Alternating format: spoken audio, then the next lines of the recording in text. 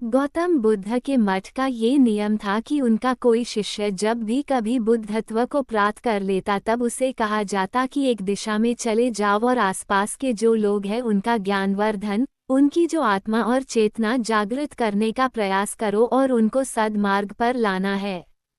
उनका एक शिष्य था जो 6 साल से मठ में रह रहा था और तपस्या कर रहा था। एक दिन वो परेशान हुआ और सोचने लगा कि मेरे गुरुदेव ने मुझे आदेश क्यों नहीं दिया। इसी बात पर नाराज होकर वह गौतम बुद्ध के पास गया और कहने लगा कि मेरी तपस्या में ऐसी क्या कमी रह गई? क्या मैंने ज्ञान अर्जित नहीं किया और अब तक आपने मुझे आदेश नहीं दिया कि जाकर किसी दूसरे जगह पर अपना ज्ञान बांटूं, और क्या मैंने बुद्धत्व प्राप्त नहीं किया है? तभी गौतम बुद्ध ने शिष्य से कहा, सुनो, तुम्हें थोड़ा और समय लगेगा, यही समय बिताऊं। ये बात सुनकर वह शिष्य चीड़ गया और कहने लग गया कि गुरुदेव, आपके ज्ञान में कमी रह गई और आप मुझे ज्ञान नहीं दे पाए। गौतम बुद्ध को लगा कि ये समझेगा नहीं और कहा, ठीक है, कल सुबह पूर्व दिशा में एक गांव है, वह जाना और वहां से भिक्षा लेकर आना और अपना पूरा दिन वही बिताना और कोशिश करना कि वहां के लोगों को थोड़ा सा ज्ञान बांटना और आकर मुझे बताना कि अनुभव कैसा रहा। वो शिष्य बड़ा खुश हुआ और उसको लगा कि अब तो बात बन गई, अब मुझे आदेश मिल गया, और वह दूसरे दिन सुबह पूर्व दिशा की उस गांव में चला गया और शाम में जब वापस आया तो हाथ में पट्टी बंधी थी और हाथ पैरों पर चोट निशान थे। ये देखकर गौतम बुद्ध ने उस शिष्य से पूछा कि ये क्या हाल कर लिया। तब उसने बताया कि आपने मुझे कैसे गांव में भेज दिया और वहां पर जब मैंने भिक्षा मांगी तो लोग मुझे डांटने लगे और भगाने लगे। एक व्यक्ति सिर्फ वहां पर मुझे भिक्षा दी, वो भी जमीन पर फेंककर, और कहा कि ले जाओ इसको। इतने बुरे गांव में आपने मुझे ज्ञान बांटने के लिए भेजा, अब आप मुझे कल किसी और गांव भेज देना, मैं जाकर के ज्ञान वहां देकर आता हूँ। गौतम बुद्ध ये सुनकर थोड़ा मुस्कुराए और उन्हें तो पता था कि ये कुछ कर नहीं पाएगा, और कहा कि ठीक है, अगले दिन तुम किसी और गांव जाना, लेकिन एक दिन के बाद जाना और एक दिन मठ में रुके रहना है। अब की बार गौतम बुद्ध ने अपने दूसरे शिष्य को उस गांव में भेजा जहां आपने उस शिष्य को भेजा था, और शाम में जब वह शिष्य वापस लौटा था तो उसकी भी हालत वही थी और हाथ पैरों में चोट लगी और पट्टी बंधी हुई थी। गौतम बुद्ध ने पहले वाले शिष्य के सामने दूसरे शिष्य से पूछा कि हुआ क्या था।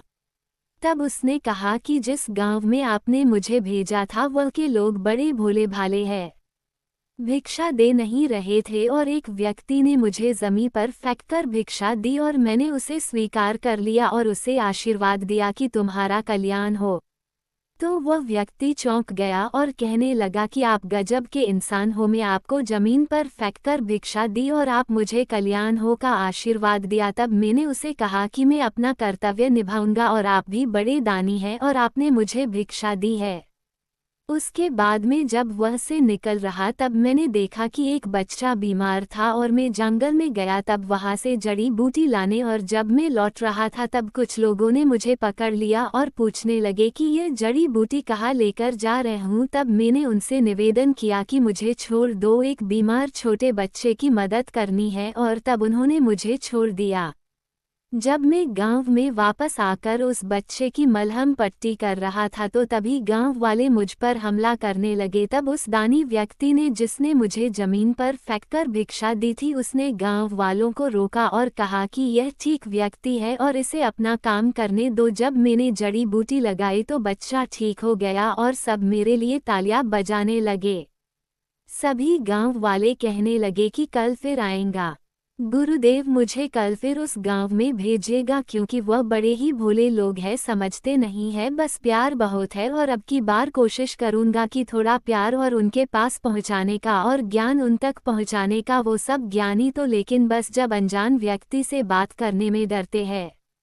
वो जो पहला शिष्य था जो एक दिन पहले उसे गांव में गया था, वह सुन रहा था और समझ रहा था और गौतम बुद्ध की चरणों में गिरकर बोला कि गुरुदेव, कमी तो मुझमें ही थी, आपने ज्ञान तो बहुत सारा दिया लेकिन मैं उसे आचरण में नहीं ढाल पाया, और मैं अहंकार को ऊपर रखा और उसी गांव के लोगों को पहचान नहीं पाया और मार खाकर चला आया, और मार तो इन्होंने भी खाए लेकिन इनका अहंकार मिट चुका है और ये समझ चुके हैं कि वह लोग भोले भाले हैं और हमें उनसे अलग तरीकों से व्यवहार करना होगा और ज्ञान को आचरण में ढालकर उन लोगों तक पहुंचाना होगा। अच्छा इंसान बनने पर ध्यान दीजिए, अच्छा समय अपने आप चला आएगा। हम अच्छा समय लाना चाहते हैं लेकिन अच्छा इंसान नहीं बन पाते हैं और सारी गड़बड़ बस यही हो जाती है।